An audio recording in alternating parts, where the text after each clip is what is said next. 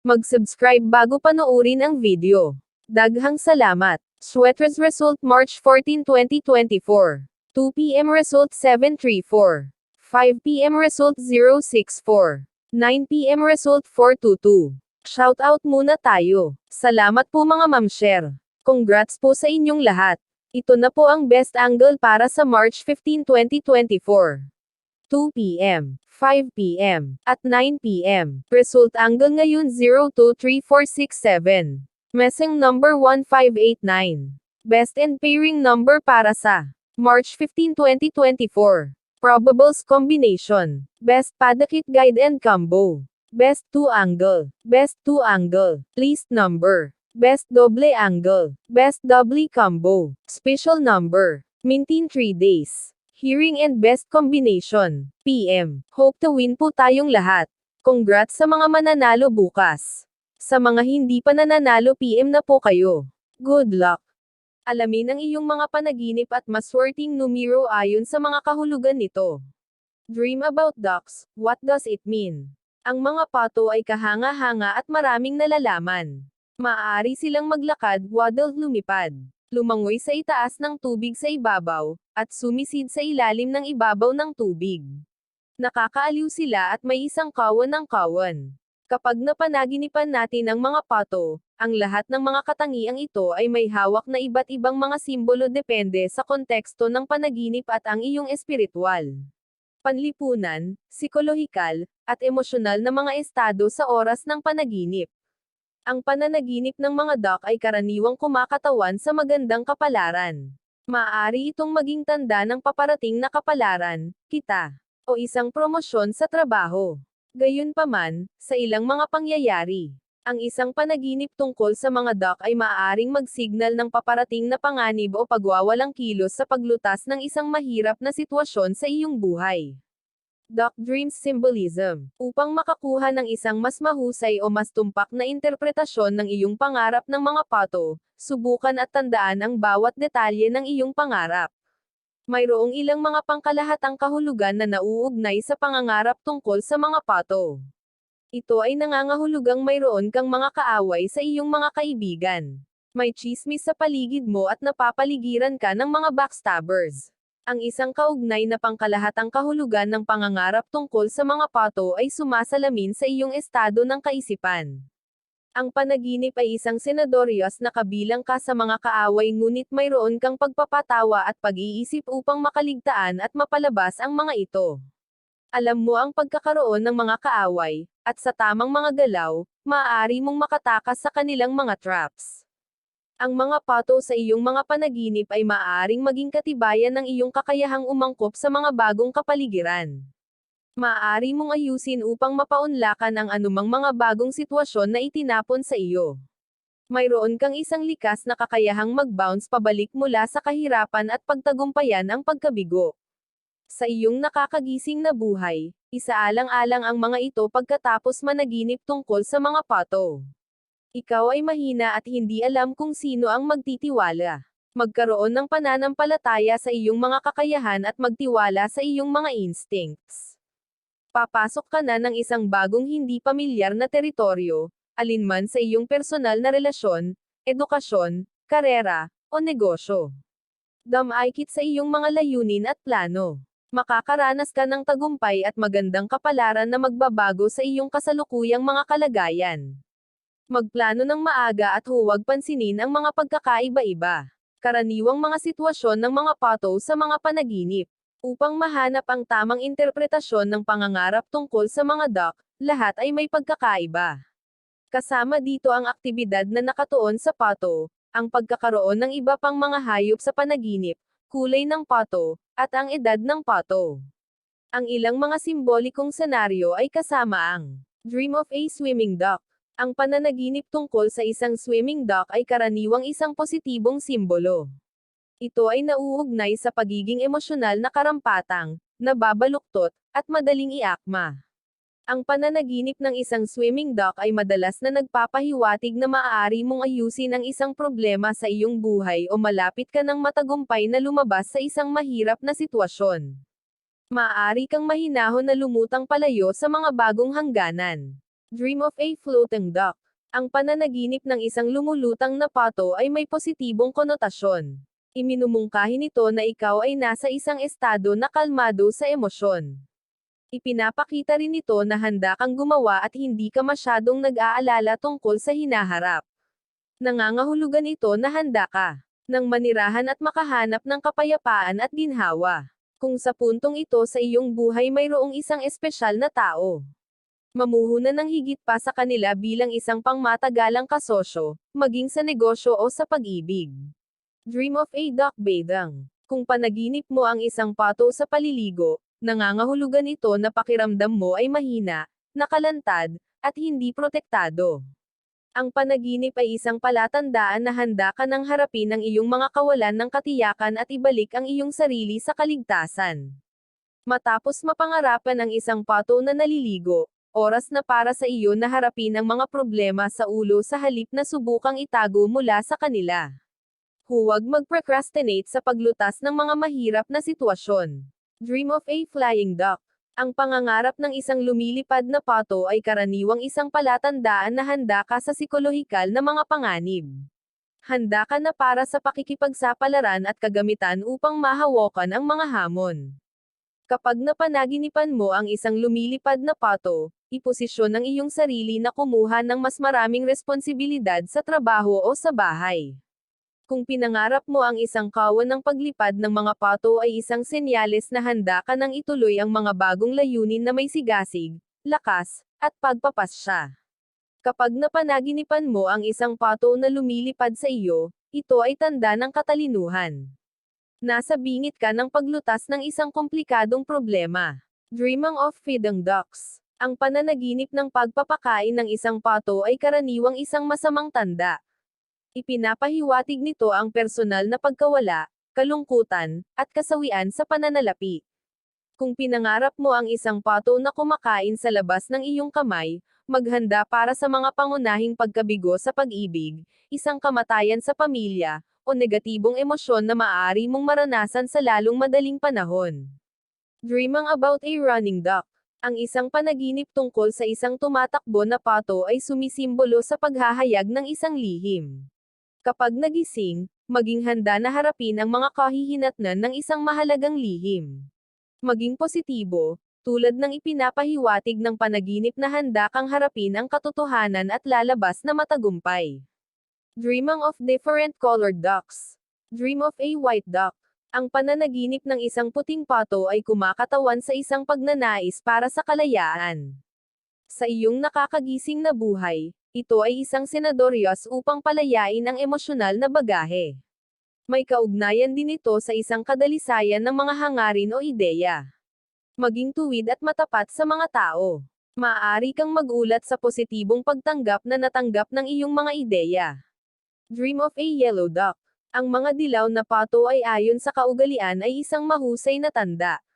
Ang pangangarap ng isang dilaw na pato ay nagpapahiwatig ng pagdating ng mabuting balita. May kaugnayan din ito sa pagsisimula ng isang paglalakbay na malamang na magdala ng mahusay na mga gantimpala. Ang panaginip na ito ay maaaring maging isang agarang upang gumana sa iyong mga ideya sa malikhaing. Maging matapang sa pagsunod sa iyong puso at makakamit mo ang anumang nais mo. Dream of a black duck. Ang pananaginip ng isang itim na pato ay nagpapahiwatig ng pagkakasala sa mga nakaraang pagkakamali. Panahon na upang responsibilidad para sa iyong mga aksyon at harapin ang mga repercussions ng iyong mga nakaraang pagkakamali. Kapag nagising ka, gumawa ng mabuti sa iba upang mabayaran para sa iyong mga dating masamang gawa. Ang pangangarap ng isang itim na pato ay isang prompt para sa iyo na maghanap ng pagkakasundo sa loob ng iyong sarili at sa iba. Dreaming of different duck types. Dreaming of a rubber duck. Gustong-gusto ng mga bata na maligo habang naglalaro ng mga goma duck. Ang pananaginip ng isang pato ng goma ay kumakatawan sa kawalang kasalanan, pagkamalikhain, at pakikipagsapalaran. Sa totoong buhay, huwag mahiya mula sa mga hindi nasisiyahan na mga ideya. Maging matapang upang subukan ang mga bagong bagay. Maging maasahin sa mabuti ang resulta ng iyong mga aksyon. Dreaming of a giant duck. Ang pananaginip ng isang higanteng pato ay kumakatawan sa isang sagabal o hamon.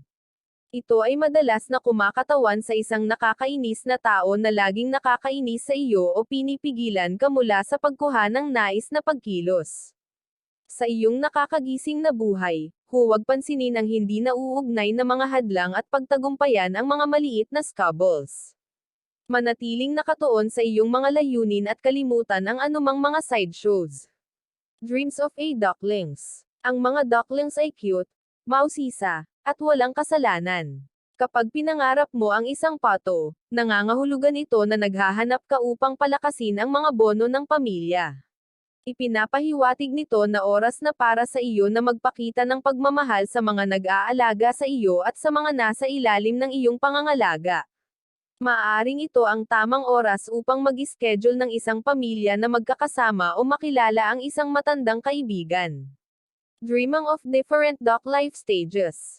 Dreaming of duck eggs. Kung napanaginipan mo ang isang itlog ng pato sa loob ng isang pugad, kung gayon ito ay isang palatandaan na kamakailan lamang ay napalampas mo ang isang pagkakataon. Nabigo ang isang pagsubok, o bitawan ang isang bagay na gusto mo. Kapag nagising ka, oras na upang masuri kung sulit ba ang pagsunod sa kung ano ang nawala mo o mas mahusay na magpatuloy. Kung napanaginipan mo ang isang itlog ng pato sa labas ng isang pugad, ito ay tanda ng paparating na magandang kapalaran. Ihanda ang iyong sarili para sa isang sorpresa at mabuting balita. A duck laying an egg. Ang mga itlog ay kumakatawan sa kapanganakan at sariwang pagsisimula. Kung pinangarap mo ang isang pato na naglalagay ng isang itlog ay nagpapahiwatig ng pagdating ng mga pinakahihintay na prutas. Malamang na makakatanggap ka ng pagkilala sa iyong nakaraang pagsisikap. Siguro darating ang isang promosyon sa trabaho o pagtatapos ng paaralan. Dreaming of a duck hatching. Kapag napanaginipan mo ang isang pato na lumalabas sa isang itlog, kumakatawan ito sa mga sariwang pagsisimula at mga bagong pagkakataon. Maaring ipahiwatig ng panaginip na ang oras ay hinog para sa iyo upang magsimula ng isang bagong relasyon. Sa iyong personal na buhay, maaring ito ang tamang oras upang simulan ang pakikipag-date ng isang bagong tao o makipag-usap sa iyong kapareha tungkol sa pagkakaroon ng isang sanggol. Maaari rin itong tamang oras upang makapasok sa mga bagong pakikipagsosyo sa negosyo. Dreaming of ducks and violence. A duck pecking you. Kapag napanaginipan mo ang isang pato na kakaiba sa iyo ay nagpapahiwatig ng kawalan ng katiyakan at kawalan ng katiyakan. Ang panaginip ay isang tawag sa pagkilos, na nag-uudyok sa iyo na ihinto ang pagpapaliban o pag-aalangan. Ang panaginip ay isang paalala para sa iyo upang maging mas aktibo. Ito rin ay isang babala na hindi masyadong pesimistiko. Ngunit upang yakapin ang mga hamon at galugarin ang iyong potensyal. Ito ay isang senadoryos para sa iyo na kumuha ng kinakalkula na mga panganib sa buhay.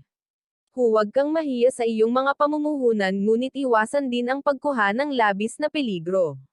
A duck chasing you. Kung mayroon kang isang bangungot tungkol sa isang duck na hinahabol ka, ipinapakita nito na nahaharap ka sa psikolohikal o emosyonal na kaguluhan. Sa karamihan ng mga kaso, ipinapahiwatig nito na ang iyong kamakailang mga salita o kilos ay nakakasakit sa iba. Siguro ikaw ay masyadong malupit upang hatulan ang iba. Marahil ay nasangkot ka sa nakakasakit na tsismis o ang iyong mga pahayag at opinyon ay sumasakit sa mga tao sa mga paraan na hindi mo alam. Sa iyong buhay panlipunan, oras na upang maging maingat sa iyong mga salita. Maging magkakasundo sa iyong mga kaaway. Magsalita ng magagandang bagay tungkol sa iyong mga kaibigan at pamilya. Dreaming of hunting ducks. Ang nanaginip tungkol sa pangangaso ng isang pato o pagbaril ng isang pato na may baril o arrow ay madalas na nagpapahiwatig ng isang pakikibaka sa iyong panloob na sarili. Marahil ay mayroon kang isang uri ng pakikibaka sa loob ng iyong budi mula sa kamakailan lamang na nagsasabi ng kasinungalingan o gumawa ng isang krimen. Kapag nagising, harapin ang iyong mga demonyo at gumawa ng kapayapaan sa iyong sarili. Aminin ang iyong mga kasalanan at bayaran ang presyo. Dreaming of ducks and food. Eating a duck. Ang pananaginip ng pagkain ng karne ng pato ay isang tanda ng mabuting balita. Ang panaginip ay kumakatawan sa paparating na mga tagumpay sa iyong pag-ibig, negosyo, o karera. Sa iyong nakakagising na buhay, ipagpatuloy ang paghabol sa iyong mga layunin at manatili sa iyong mga plano. Maging matapang, maasahin sa mabuti, at bukas sa pagkuha ng mga panganib. Roasting or cooking a duck. Ang pananaginip ng lechon o pagluluto ng pato ay isang tanda ng paparating na pagkawala at pagkabigo. Maaari rin itong magpahiwatig ng isang malalayong pagkawala na pinagsasama-sama ang mga tao sa kalungkutan at pagdadalamati. Psychological meaning of ducks in dreams. Kapag inisip mo ang mga duck sa iyong mga panaginip, maaaring nangangahulugang naramdaman mong napapaligiran ka ng mga nakakalason na tao. Mayroon kang mga backstabbers sa paligid mo na nagsisikap na sirain kung ano ang iyong pinagtatrabahuhan ng matagal at mahirap itayo. Ang pananaginip tungkol sa mga duck ay kumakatawan din sa iyong mga kasanayan at katalinuhan. Ipinapahiwatig nito ang iyong kakayahang tumaas sa itaas ng mga hamon at pagtagumpayan ang pagplot ng iyong mga kaaway. Ang isang panaginip ng pato ay nagpapakita ng iyong kakayahang umangkop sa iyong paligid, kahit na hindi sila pamilyar o magalit na paligid. Katulad sa isang pato, kung paano ka gumanti sa isang sitwasyon ay kung ano ang huli na makatipid o lumubog sa iyo. Spiritual meaning of dreaming of ducks. Ang mga duck ay kumakatawan sa kapangyarihan, totem, at espiritu na tumutulong sa ating paglalakbay patungo sa paliwanag. Ang mga pato bilang mga hayop ng espiritu ay nagpapahiwatig ng kasiyahan, pakikipagsapalaran, at katapatan. Ang hayop ng duck espiritu ay nagpapahiwatig din ng pangangailangan na manatiling maayos, maging dalisay ng puso, at magkaroon ng malalim na pagiging sensitibo. Ang pato ay mayroon ding ilang mga negatibong konotasyon. Halimbawa, ang iyong pangangailangan para sa pakikipagsapalaran ay madalas na nangangahulugang hindi ka mag-atubiling iwanan ang iyong kapareha para sa isa pa.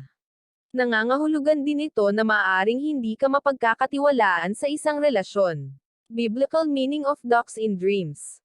Kahit na ang Biblia ay bahagya na binabanggit ang mga duck, tiningnan ng mga Kristiyano ang mga pato bilang tanda ng proteksyon, paghihikayat, at pagpapala. Ang isang pato ay sumisimbolo sa isang tao na hindi humahawak ng mga sama ng loob, hindi madaling mahulog para sa mga pagmamanipula ni Satanas, at madaling humihingi ng kapatawaran kapag nagkakamali. Sa mga panaginip, nakikita ng mga Kristiyano ang mga pato bilang isang mabuting tanda ng kapayapaan at pagkakasundo. Ang nakakakita ng isang pato sa isang panaginip ay nangangahulugang naghahanap ka ng kapatawaran at pinatawad mo ang iba. Islamic view of duck dreams. Sa pananampalataya ng Islam, ang mga pato ay sumisimbolo sa mga babaeng katulong. Ang nakakakita ng isang pato sa isang panaginip ay nangangahulugang malapit ka nang makilala ng isang makapangyarihang babae sa iyong mga lipunang panlipunan. Dreams about ducks in Hinduism. Ang mga Hindu ay humahawak ng mga duck sa mataas na pagpapahalaga. Ang mga duck ay kumakatawan sa kadalisayan, magandang kapalaran, at kasaganaan. Sa Hinduismo, ang pato ay nauugnay sa ilang mga Diyos kabilang ang Ganga, Manasa, Kamadheno, at Saraswati.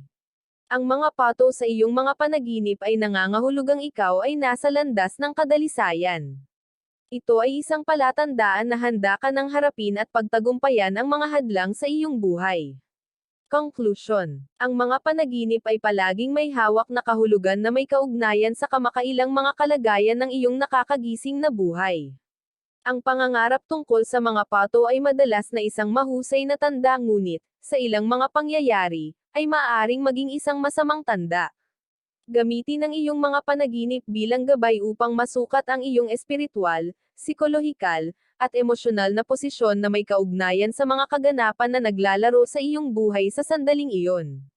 Bagaman hindi mo laging gusto ang interpretasyon ng nakakakita ng mga pato sa mga panaginip, ang pag-alam ng kahulugan ng pangarap ay makakatulong sa iyo na makamit ang higit sa buhay. Inaasahan namin na ang artikulo ngayon ay nakatulong sa iyo na malaman ang tamang interpretasyon ng iyong panaginip at kung paano ito makakatulong sa iyo sa paggising sa buhay. Mga maswerteng numero, loto, sweaters, lasto, doubly, at triple. Abangan bukas. Iba't ibang mga kahulugan ng iyong panaginip at maswerteng numero. Part 34. Alamin ang iyong swerte ngayong 2024. Nandito na nga tayo sa exciting part. Bagong taon, bagong buhay, bagong pag-asa. Kaya tingnan natin kung ano nga ba ang mga ganap na posibleng harapin natin this year. Please subscribe my YouTube channel, Kuya Lotto Vlog. Maraming salamat po. God bless.